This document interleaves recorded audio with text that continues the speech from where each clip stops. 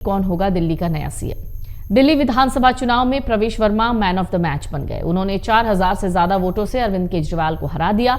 दिल्ली में जीत के बाद कुछ लोग उन्हें सबसे बड़ा विनर मान रहे हैं, कुछ उन्हें बड़ा धमाका करने वाला कह रहे हैं। हो सकता है वो दोनों हों, लेकिन असल कहानी ये है कि आखिर बीजेपी ने जिन्हें बैक बेंच पर बिठाया हुआ था, अब तक वो दिल्ली चुनाव में प्लेयर ऑफ द मैच बनकर कैसे उभरने में कामयाब हो गए। हैरानी की बात है, उन्हें आप के दिग्गज केजरीवाल के खिलाफ लड़ाई की तैयारी के लिए सिर्फ 2 महीने मिले थे। पश्चिमी दिल्ली सीट से 2014 से 2024 तक सांसद रहने के बावजूद, हालिया लोकसभा चुनाव में टिकट न मिलने के बावजूद प्रवेश वर्मा न तो नाराज हुए, न ही वो अपने पथ से भटके। इसके बजाय उन्होंने पार्टी आला कमान के फैसले को स्वीकार किया, हिम्मत नहीं हारे। फिर मार्च 2024 की शुरुआत से ही दिल्ली चुनाव पर अपनी नजरें गड़ाकर बैठे हुए थे। दिल्ली चुनाव के नतीजे आने के बाद अब प्रवेश वर्मा को जहां प्लेइंग 11 से भी बाहर कर दिया गया था, वहीं प्लेयर ऑफ द मैच का ताज पहनाया गया। प्रवेश वर्मा एक अनुभवी नेता है। अपनी जीत का क्रेडिट उन्होंने प्रधानमंत्री मोदी को दिया है, दिल्ली की जनता को दिया है। केजरीवाल को हराने के बाद एक बातचीत में उन्होंने ये भी कहा कि मुझे 2 महीने पहले ही बताया गया था कि मुझे नई दिल्ली सीट से चुनाव लड़ना है।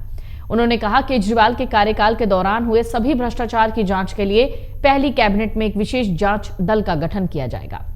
दिल्ली की सत्ता में 27 साल के लंबे अंतराल के बाद बीजेपी की वापसी हुई है, वो भी जोरदार तरीके से। 10 साल से केंद्र की सत्ता पर काबिज बीजेपी तमाम कोशिशों के बावजूद अब तक राजधानी में चुनाव नहीं जीत पाई थी, लेकिन पार्टी ने इस बार बदल कर रहेंगे दिल्ली के नारे के साथ चुनाव लड़ा। इस नारे पर आगे बढ़ते हुए बीजेपी ने दिल्ली की सत्ता को बदला, सत्ताधारी आम आदमी पार्टी को मात दी। यहां तक कि 10 साल दिल्ली के मुख्यमंत्री रहे आम आदमी पार्टी के मुखिया अरविंद केजरीवाल तक नई दिल्ली से अपनी सीट गंवा चुके हैं। साथ ही पार्टी के कई बड़े नेताओं को चुनाव में हार का सामना करना पड़ा। प्रचंड जीत के बाद दिल्ली में बीजेपी के अगले मुख्यमंत्री के नाम को लेकर सबसे ज्यादा चर्चा है।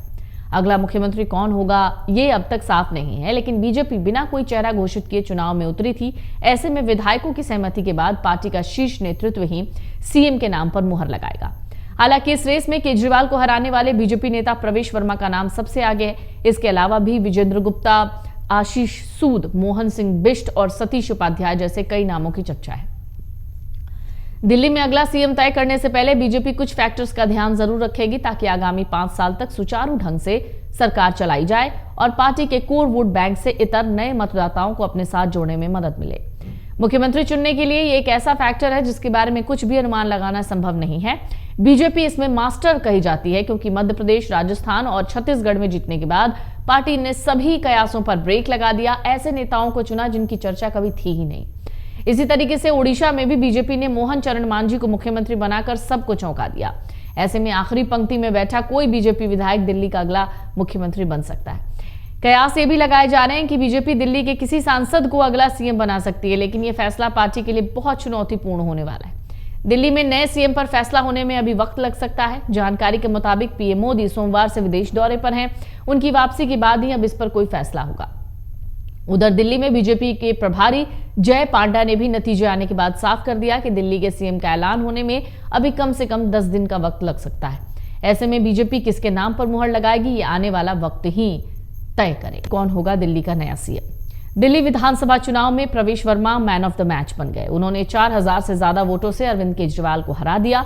दिल्ली में जीत के बाद कुछ लोग उन्हें सबसे बड़ा विनर मान रहे हैं, कुछ उन्हें बड़ा धमाका करने वाला कह रहे हैं। हो सकता है वो दोनों हों, लेकिन असल कहानी ये है कि आखिर बीजेपी ने जिन्हें बैक बेंच पर बिठाया हुआ था, अब तक वो दिल्ली चुनाव में प्लेयर ऑफ द मैच बनकर कैसे उभरने में कामयाब हो गए।